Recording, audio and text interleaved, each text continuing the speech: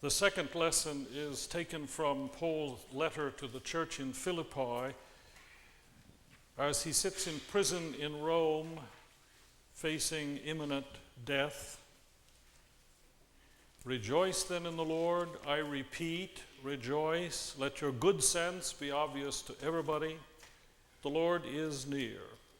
Do not be anxious about anything, but tell God all your needs and concerns in prayer and petition, shot through with gratitude, and the peace of God, which is beyond our understanding, will guard your hearts and your thoughts in Christ Jesus.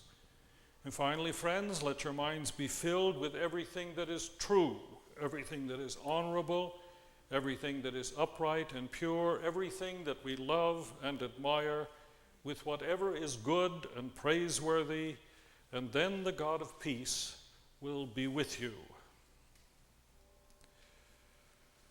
And it is a scary world, isn't it? I'm sure your minds and hearts, as ours, have been filled with sadness at the tragic loss of the bright and brave who died so suddenly yesterday.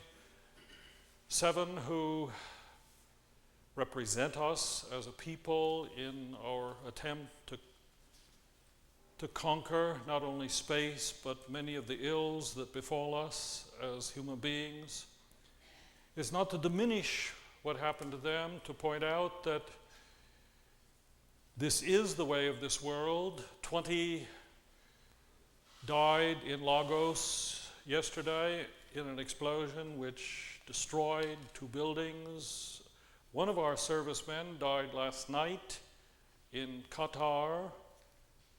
A child died in a fire on the south side, and I'm sure unknown others have left life in accidents of one sort or another across our country. I once asked the young people to list all the fears that they could think of, and they came up with over 35 very quickly. Fear of failure, fear of disease, fear of their parents, fear of rejection, fear of being alone, fear of success, fear of illness, fear of peer pressure, and on the list went. Someone has suggested that we are hardwired for worry. One man lay awake at night and said, it's very strange. Sometimes you lie in bed at night and you don't have a single thing to worry about. Then he says he stared at the ceiling and said quietly to himself, that worries me. Wouldn't it be great if you and I could reach the point, and we haven't, could reach the point where worry and anxiety never kept us awake at night or glued to the television, never left us fatigued of body or distraught of mind, did not haunt our activities and attitudes. I mean, how much misery in our lives is due to the fear that dogs, the troubles that plague and will not go away? How many of our physical ills may find their roots there? How many mistakes we make in business or relationships because we're hounded by some apprehension, some self-absorption, some lack of clarity of mind. And now we seem to be into a period in our history as a people in which larger sources of stress come with every day's Dow Jones, with daily acts of terror, with rumors of wars. I must say, unlike many preachers and politicians, I confess I cannot speak with any confidence about the mind of God on the course that our nation should take. I have my own opinions, of course, but my own opinions do not belong in a pulpit. I can say that the anxiety and fear epidemic at all levels of our society do represent a threat to wise and prudent attitude and action, because most of it is fear beyond any measure of the risks we face. It was a mood 5 years ago designated as irrational exuberance. Today it is irrational fear. Would it not be well if we could get to the point where we diminished our collective anxiety enough so that we could act wisely and thoughtfully no matter the decisions we face, calm and confident, whatever the challenges before us as a people, as persons? This old faith clearly sees this as a possibility. Not all at once, not overnight, but really and truly over time. The Old Testament echoes with calls, do not be afraid. Whom shall I fear? I will fear no evil. These are the most characteristic words of Jesus. Fear not, have no anxiety, let not your hearts be troubled. And the Apostle Paul is no different. Do not be anxious about anything. And it's not simply a bromide. He doesn't stop there. He offers as an antidote to anxiety and fear what? Do not be anxious about anything, pray. The discipline of prayer, he insists, is the answer to worry. It's the way to clarity of mind and heart. Do not be anxious about anything, but tell God all your needs and concerns in prayer, and the peace of God will guard your hearts and your thoughts. Do it for you. Over 90% of all Americans say they pray and regularly. I doubt very much that 90% of us are therefore relatively anxiety-free, unburdened by fear. Have we missed something? Are we doing it wrong? Do we need another book on the technique? Linus kneels by his bed to say his prayers, and suddenly he says, I think I've made a new theological discovery. If you hold your hands upside down, you get the opposite of what you pray for. In the first place, we need to recognize that the prayer Paul urges upon his friends back then and us today is real discipline. It's a discipline many of us have perhaps never taken seriously, a discipline most of us still struggle with, a discipline as vital as anything we can engage in life. I have trouble with it, you have trouble with it. Does it surprise us to learn that carefree life, existence without anxiety, comes only as the result of real exercise? I mean, we take this reality for granted in most other spheres, do we not? Most of us have learned by now that there's no easy way to weight loss and physical well-being. The pounds come off, the blood pressure comes down, the muscles tone up, only with real effort. And the fitness clubs, public and private, are around every corner now, and every self-respecting retirement center has one. At least mine does. The only problem is getting there. And when it comes to mental alertness and competency, very few of us really buy the advertisements suggesting that in 30 days we may learn French and master medieval history. Right now, the magazine ads are offering us a Harvard vocabulary almost overnight. Have you noticed? One man says he ran into a Harvard graduate recently and he doesn't think he wants his vocabulary. But we do know that learning, growth of mind, requires stimulation and discipline. Now, if we know this of the mind and the body, why should we ever assume that about the life of spirit and soul? Assume that there is some quick fix for our fears, some easy road to peace of spirit. In his autobiography, the historian John Lukács tells of the summer of 1944, where as a fugitive from the Nazis, he experienced the devastation of the bombing of Budapest. He writes, during that deadly summer, I learned not only that life and death are close to one another, but that so are happiness and unhappiness, that one can find happiness amidst the most wretched of circumstances, but one must look for it. It was many years later that I learned that unhappiness almost always involves an amount of self-indulgence. To wallow in one's unhappiness is easy, while happiness requires a certain effort of organization and even of planning. Happiness, like love, is a self-imposed task. It requires forethought and cultivation, which is why it is never easy. Maybe our problem is we've never gotten beyond the childhood forms, the now I lay me down to sleep, the God bless Mommy and Daddy and Auntie Charlotte and Uncle Harry. One man tells about his child who put up such a fuss about going to bed one evening that he had to be rather forceful about the situation. So she did say her prayers, God bless, and she named mother and sister and brother and her pet dog and girlfriend and goldfish and on and on. And then when she finished finally, she turned to her dad and said, I suppose you noticed you wasn't in it. Not that the prayers of our children or grandchildren don't have something to teach us. Madeleine L'Engle, in her little volume, The Irrational Season, writes, Bedtime was my most special and privileged time with my children. We read aloud, we sang, and then we had prayers. And although I knew that the prayers were often extended to inordinate lengths in order to prolong bedtime, that was all right.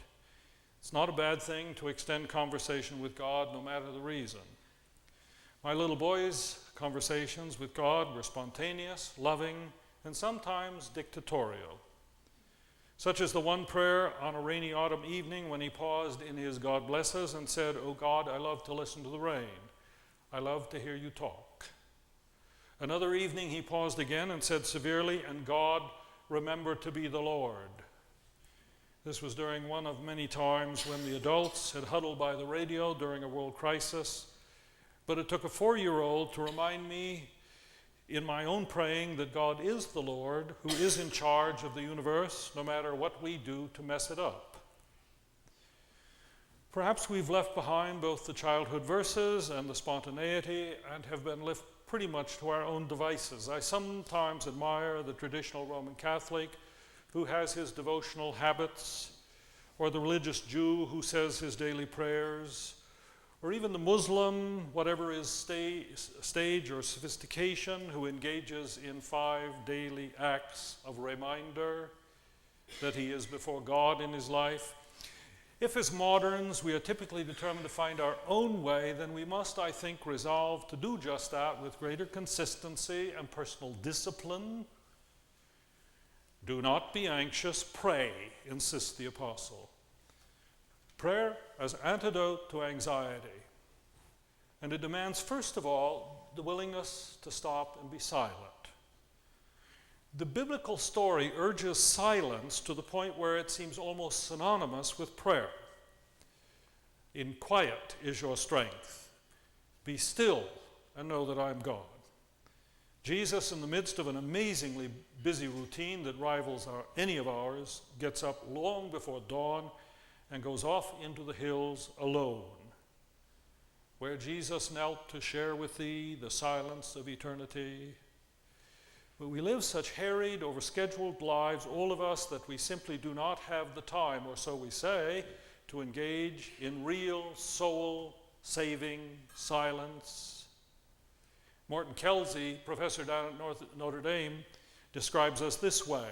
Just imagine how the average man's day begins with a disc jockey who awakens him in the morning, then he may stay wrapped in gentle music while his razor whirs, and then the news bombardment begins. He gets his breakfast in between skeins of words, headlines, box scores, Dow Jones futures, political phrases, and a running commentary from his wife. He drives to work, joined to the radio again, switching over to concentration on a job which is often accompanied by piped-in music. With lunch he's fed conversation and business problems and spaghetti. There's one difference at dinner. Sooner or later he chops off the family threads to change over to television or perhaps a meeting. Only when he drops into bed, too tired to even dream, does the conscious line stop radiating.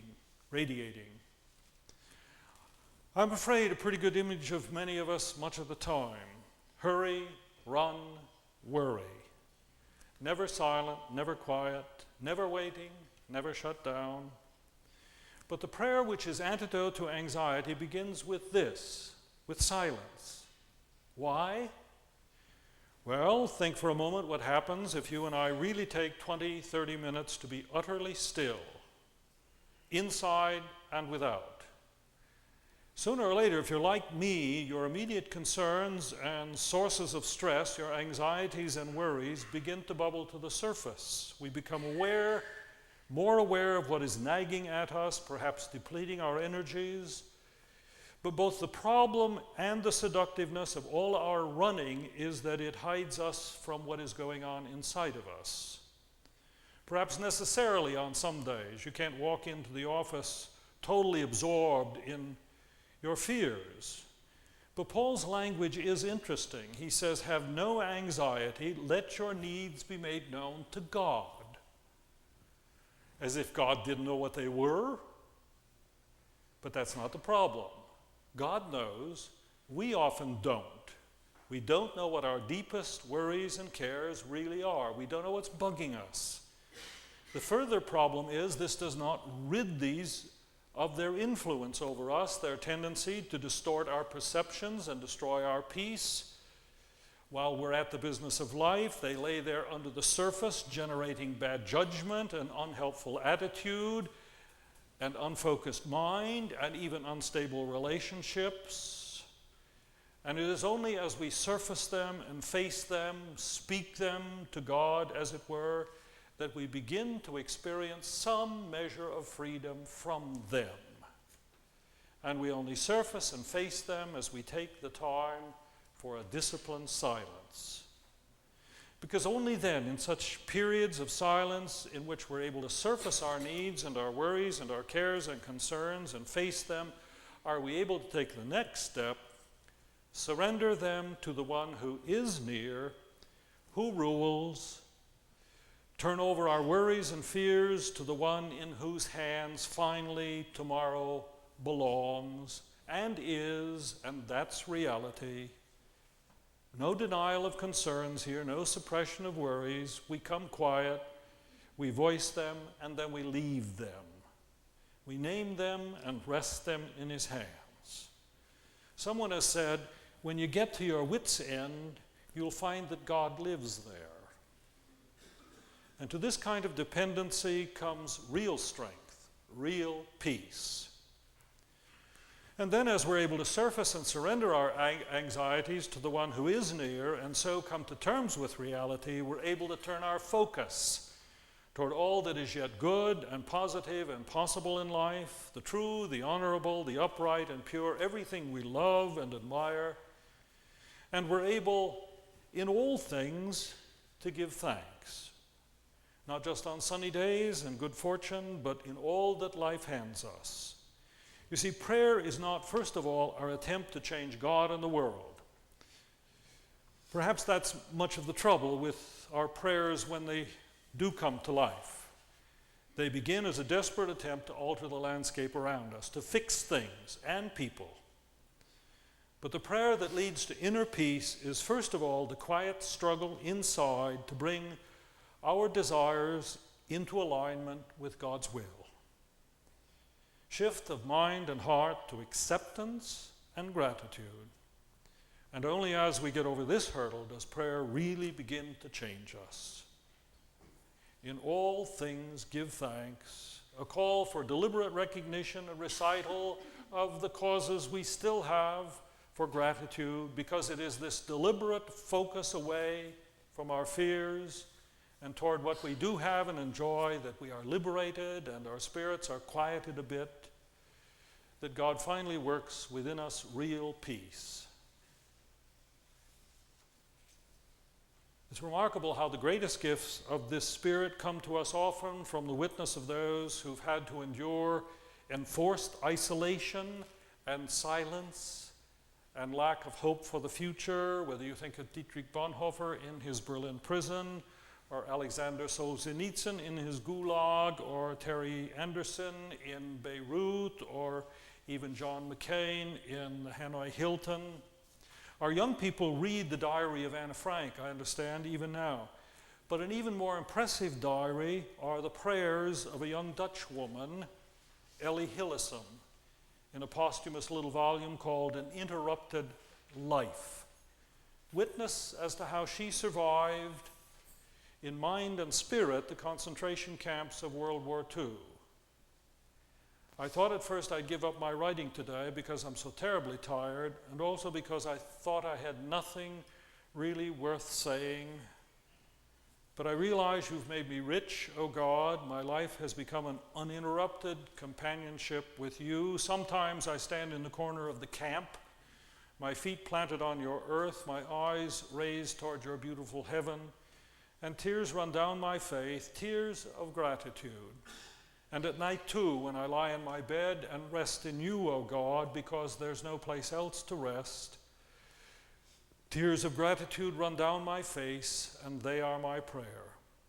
The beat of my heart, I confess, has grown deeper, more active, and yet more peaceful, and it is as if I were all the time storing up riches within. Okay, well, one thing is absolutely certain. God is near, and we are here. For tomorrow we can plan and propose, but tomorrow we cannot possess. But we can leave it to God and be glad and rejoice in this day. Rejoice then, give thanks. The peace of God will guard your hearts and your thoughts. And do not be anxious about anything. Amen.